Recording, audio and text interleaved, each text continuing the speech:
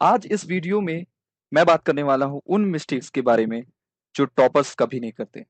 ऐसी कोई special powers नहीं होती टॉपर्स में कि जो उन्हें टॉपर्स बनाती हैं, बट ऐसी कुछ उनकी स्ट्रैटेजी होती है जिससे वो टॉपर्स बनते हैं।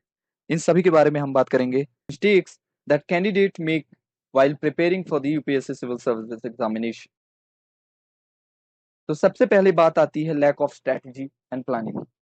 जब हम किसी भी काम को करने जाते हैं और हमारे पास उस काम को करने की कोई प्लानिंग ही नहीं होती, कोई स्ट्रैटेजी ही नहीं होती, उसमें 99% फेल होने के चांसेस रहते हैं। इसलिए जो टॉपर्स होते हैं वो सबसे पहले स्ट्रैटेजी पे काम करते हैं, स्ट्रैटेजी बनाते हैं, प्लानिंग करते हैं, कैसे पढ़ना है, क्या पढ़ना है, किस रिसोर्सेज से पढ़ना है, कौन सी क्लासेस करनी है, कौन सी टेस्ट सीरीज ज्वाइन करनी है, कौन से क्विज करने हैं, कौन सी वीडियो देखने हैं, किस पीडीएफ को देखना है। देखिए, आज हमारे पास इंटरनेट है, हमारे पास इतने सारे रिसोर्सेज हैं कि हमें उसे कंसोलिडेट करना होगा। पहले ये दिक्कत हुआ करती थी कि रिसोर्सेज मिला नहीं करते थे, लेकिन आज जस्ट अपोजिट हो गया है। आज हमारे पास रिसोर्सेज इतने ज्यादा हैं कि हम उसको कंसोलिडेट नहीं कर पा रहे हैं। ये भी रिसोर्सेज पढ़ने का मन करता है, ये भी रिसोर्सेज पढ़ने का मन करता है। यूट्यूब पे हजारों वीडियो पड़े हैं, कई सारे वीडियोस। तो हमें सिर्फ एक स्ट्रैटेजी बनानी होगी, सही स्ट्रैटेजी, प्लानिंग, जिसमें हम एक स्ट्रैटेजी को फॉलो करें, एक रिसोर्स को पकड़ें और अपने रिसोर्सेज को कंसोलिडेट करें। स्ट्रैटेजी पे हमको सबसे पहले काम करना होगा। आप एक अपनी स्ट्रैटेजी बनाएं। टॉपर्स हमेशा सबसे पहले अपनी स्ट्रैटेजी बनाते हैं, प्लानिंग करते हैं और उसके अकॉर्डिंग काम करते हैं। फिर बात आती है एनसीईआरटी पे। सबसे पहले टॉपर्स जो नहीं करते, स्किपिंग एनसीईआरटी। टॉपर्स हमेशा एनसीईआरटी को सबसे पहले पढ़ते हैं। NCERT means basic books. सबसे पहले बेसिक बुक पढ़िए, डायरेक्ट स्टैंडर्ड बुक पे मत पढ़िए। ये आम बात है कि आपको स्टैंडर्ड बुक पढ़ने का पहले मन करता है, आप बेसिक बुक स्किप कर देते हैं कि ये क्या छठी सातवीं आठवीं की एनसीईआरटी हम क्यों पढ़ें। तो ऐसा नहीं है, आप सबको सबसे पहले एनसीईआरटी पढ़ना होगा। एनसीईआरटी पढ़ने से हमारे बेसिक्स क्लियर हो जाते हैं। कुछ कुछ ऐसे वर्ड्स होते हैं जिसके बारे में हमें पता ही नहीं होता। जैसे हम कभी भी डायरेक्ट स्टैंडर्ड बुक पढ़ने लगे तो कुछ ऐसे वर्ड्स आएंगे जो जिनका मतलब हमें नहीं पता होगा। तो बेसिक बुक पढ़ने से कुछ कॉन्सेप्ट्स पहले क्लियर हो जाते हैं। सबसे पहले बेसिक बुक पढ़िए, एनसीईआरटी पढ़िए। फिर बात करते हैं स्किपिंग प्रीवियस ईयर क्वेश्चंस। जितने भी टॉपर्स होते हैं प्रीवियस ईयर क्वेश्चंस पढ़ते हैं। प्रीवियस ईयर क्वेश्चन पढ़ने से हमारा सबसे पहले ये डाउट क्लियर होता है कि जो यूपीएससी है वो किस टाइप के क्वेश्चन पूछती है। कंसेप्चुअल क्वेश्चंस होते हैं, फैक्चुअल क्वेश्चंस होते हैं, या किस तरह के क्वेश्चंस होते हैं। ये सारे डाउट्स इसमें क्लियर हो जाते हैं। मेंस में किस तरह के क्वेश्चंस आते हैं, कितने वर्ड्स के आते हैं, 150 वर्ड या 250 वर्ड्स के क्वेश्चंस आते हैं।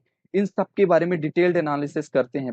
और इसलिए प्रीवियस ईयर के क्वेश्चन पेपर, प्लीज सबसे पहले प्रीवियस ईयर के क्वेश्चन पेपर देखें, इसे स्किप ना करें और सिलेबस जरूर साथ में रखें। फिर नोट मेकिंग।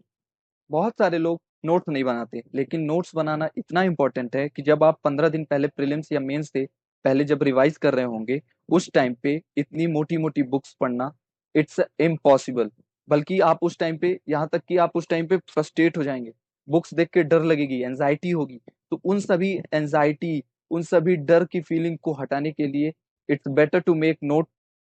आप जब भी कुछ पढ़ें, अपने हैंड रिटेन या फिर ऑनलाइन आप नोट्स बना सकते हैं, जैसे भी बनाना चाहें, लेकिन नोट्स जरूर बनाएं। इससे आपको, ये जब आप लिखते हैं ना, इससे पता है क्या फायदा होता है, आप माइंड से सोचते भी हैं उस चीज को और साथ में लिखते हैं। तो इससे आपको कहीं ना कहीं आपकी अनकॉन्शियस मेमोरी में वो जाके फीड होता है। और ये जब आप रिवाइज करते हैं तो उसमें सबसे ज्यादा इंपॉर्टेंट रोल इसका होता है। तो please, notes making is one of the most important की। तो नोट जरूर बनाएं। फिर आता है नॉट रीडिंग न्यूज़पेपर। देखिए कि न्यूज़पेपर आपको कब पढ़ना चाहिए। रीडिंग न्यूज़पेपर, बहुत सारे लोग बोलते हैं कि न्यूज़पेपर मत पढ़ो, वीडियो एनालिसिस देख लो। आजकल तो यूट्यूब पे हजारों वीडियो एनालिसिस भी अवेलेबल है, सब कुछ अवेलेबल है। तो जैसे मैंने पहले ही बताया कि हमको रिसोर्सेज को कंसोलिडेट करना है, एकत्र करना होगा। और जितने कम से कम रिसोर्सेज में जितना ज्यादा से ज्यादा रिवाइज करके हम पढ़ाई करेंगे, उतना बेनिफिशियल होगा हमारे लिए। जब भी आपकी एनसीईआरटी, सारे सब्जेक्ट्स की एनसीईआरटी कंप्लीट हो जाए, उस टाइम आप न्यूज़पेपर पढ़ना स्टार्ट कर दीजिए। तो आपको जितने भी पॉलिटी से रिलेटेड, इकोनॉमी से रिलेटेड जितने भी एडिटोरियल्स हैं, जितने भी न्यूज़ आ रहे हैं, उनके बारे में एटलीस्ट थोड़ा आइडिया होगा। प्लस साथ साथ जब स्टैंडर्ड बुक की पढ़ाई आप, एनसीईआरटी के बाद स्टैंडर्ड बुक की पढ़ाई आप करेंगे, तो स्टैंडर्ड बुक की पढ़ाई करते करते आप जब न्यूज़पेपर पढ़ना स्टार्ट कर देंगे तो आपको एक बेसिक अंडरस्टैंडिंग हो जाएगी कि हाँ, इस टॉपिक से रिलेटेड आज ये न्यूज़ आई है। सपोज जीडीपी से रिलेटेड कोई न्यूज़ है, तो आपको जब यही नहीं मालूम कि जीडीपी है क्या, तो आप समझेंगे ही नहीं और उसमें आपका मन भी नहीं लगेगा। तो आप जब एनसीईआरटी पढ़ लेंगे तो आपको जीडीपी पता चल जाएगी, जीडीपी, जीएनपी ये सब के बारे में पता चल जाएगा। तो उससे रिलेटेड जो भी कॉलम्स आएंगी, जो भी एडिटोरियल्स आएंगी, जो भी न्यूज़ आएंगी, तो उन सबको पढ़ने में आपको एक बेसिक अंडरस्टैंडिंग रहेगी, आपको पूरी तरीके से वो बात समझ में आएगी।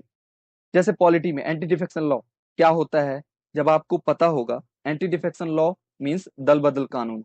तो जब आपको पता ही नहीं है कि एंटी डिफेक्शन लॉ है क्या, तो आप उससे रिलेटेड कोई भी न्यूज आएगी आपको समझ में नहीं आएगा। तो न्यूज़पेपर पढ़ने से हमें सारी इन्फॉर्मेशन, सही सही जानकारी उसकी मिलती है। अब बात आती है कि न्यूज़पेपर, कौन सा न्यूज़पेपर सही होगा।